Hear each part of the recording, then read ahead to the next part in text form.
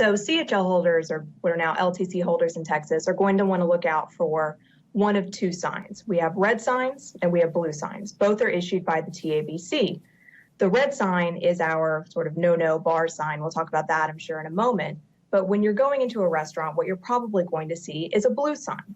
That blue sign just indicates that if you carry a firearm into this establishment and you are unlicensed, it's a criminal act. It's a third-degree felony because they serve alcohol, and it outlines those details. Now, for license holders, when you see a blue sign, the key word that you're looking for is unlicensed firearms. That doesn't apply to you. So if you see a blue sign and you have a license to carry on in. You've got no problem.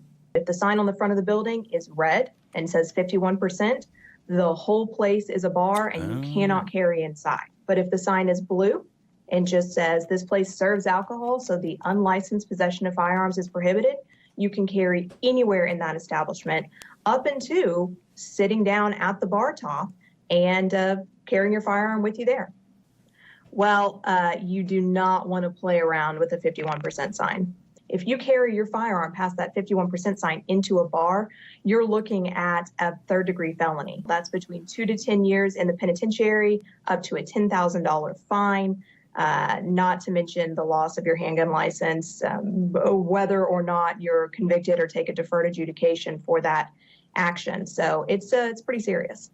If the establishment has not posted it conspicuously at the entrance to the building, you do have some leeway there.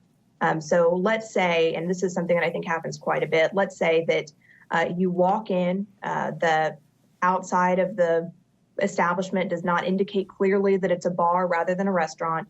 You walk in, sit down, order some food, maybe order a drink. It's not absolutely prohibited to have a drink while you're carrying, so long as you don't become intoxicated. So let's say you're going through these motions, you get up, go to the restroom, and smack in your face when you walk over to the restroom is that 51% sign.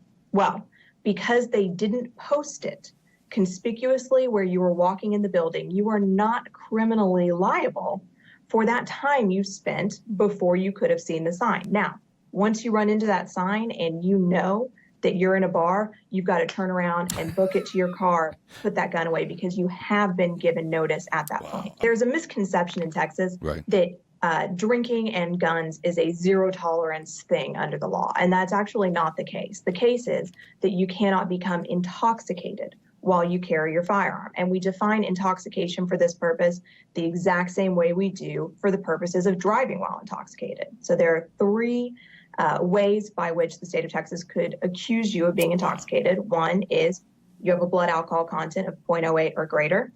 The second is that you have lost the normal use of your physical faculties.